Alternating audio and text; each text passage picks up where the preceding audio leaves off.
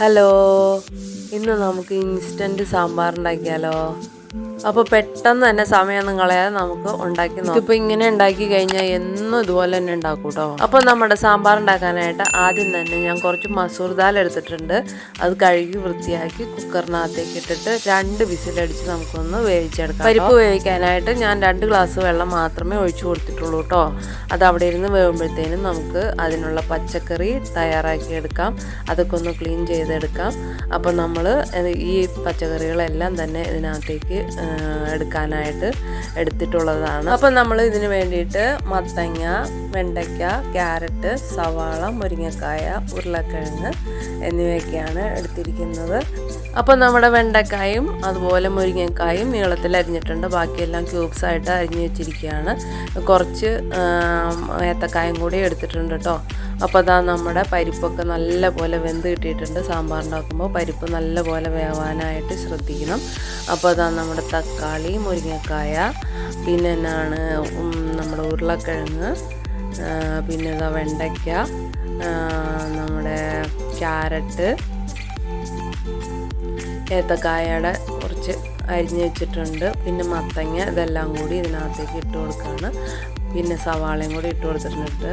ഇനി നമുക്ക് ഇതിനകത്തേക്ക് ഇടാനായിട്ട് ഒരു 4 ടേബിൾ സ്പൂൺ സാമ്പാർ പൊടി, 1 ടേബിൾ സ്പൂൺ മല്ലിപ്പൊടി, 1 ടീസ്പൂൺ മഞ്ഞൾപ്പൊടി, 1.5 ടീസ്പൂൺ മുളക് പൊടി എടുത്തിട്ടുണ്ട്. പുളി ആവശ്യത്തിന് എടുത്തിട്ടുണ്ട്. കായവും കൂടി എടുത്തിട്ടുണ്ട്. ആവശ്യത്തിനുള്ള ഉപ്പും വേണം.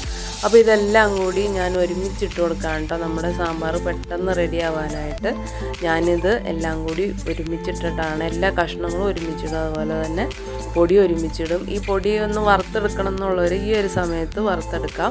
ഒരുപാട് കരിഞ്ഞൊന്നും പോവാതെ പതിയെ ഒന്ന് ചൂടാക്കി ഇടുന്നത് കുറച്ചുകൂടി ടേസ്റ്റ് ആവും.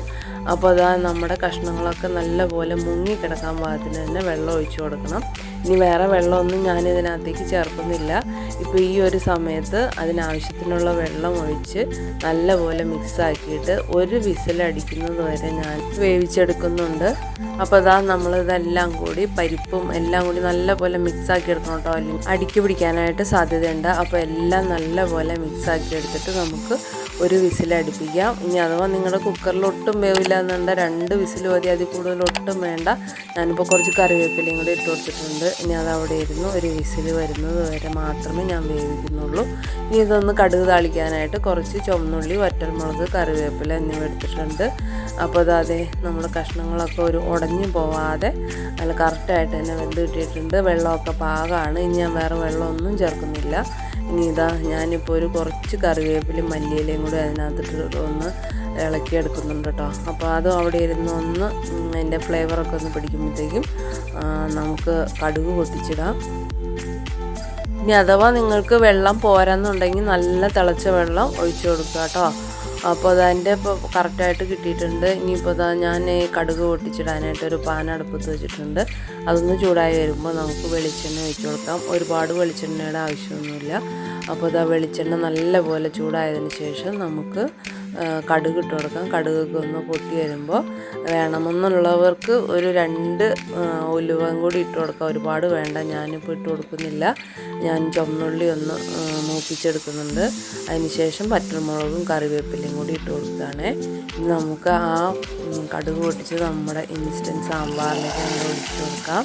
അടിപൊളിയായിട്ടുള്ള നല്ല മണമൊക്കെ വരുന്നുണ്ട് കേട്ടോ. അപ്പോൾ സാമ്പാർ പൊടി വാങ്ങിക്കുമ്പോൾ നല്ലത് നോക്കി വാങ്ങിക്കാനായിട്ട് ശ്രമിക്കുക. അല്ലെങ്കിൽ വീട്ടിൽ തന്നെ ഉണ്ടാക്കുക. ഇതിപ്പോൾ ഞാൻ വാങ്ങിച്ചതാണ്. ഞാൻ കുറച്ച് മല്ലിയിലയും കൂടി ഇതിനകത്തേക്ക് ഇട്ട് കൊടുക്കുകയാണ്. അടിപൊളിയായിട്ടുണ്ട്. നല്ല അടിപൊളി ഇൻസ്റ്റൻറ്റ് സാമ്പാർ ഇവിടെ ഓണത്തിന് റെഡി ആയിട്ടുണ്ട്. അപ്പോൾ നമ്മൾ ഓണത്തിന് ഒരുപാട് കറികൾ ഉണ്ടാക്കുമ്പോൾ പെട്ടെന്ന് ഉണ്ടാക്കിയെടുക്കാൻ പറ്റിയൊരു സാമ്പാറാണിത്. അപ്പോൾ എൻ്റെ ഇൻസ്റ്റൻറ്റ് സാമ്പാർ എല്ലാവർക്കും ഇഷ്ടമായോ? ഇഷ്ടമായെങ്കിൽ ലൈക്ക് ചെയ്യാനും എൻ്റെ ചാനൽ ആദ്യമായി കാണുന്നവരാണെങ്കിൽ ഒന്ന് സബ്സ്ക്രൈബ് ചെയ്യുകയും ചെയ്യണേ. അപ്പോൾ നല്ലൊരു വീഡിയോയുമായി വീണ്ടും കാണാം. അതുവരേക്കും ബൈ.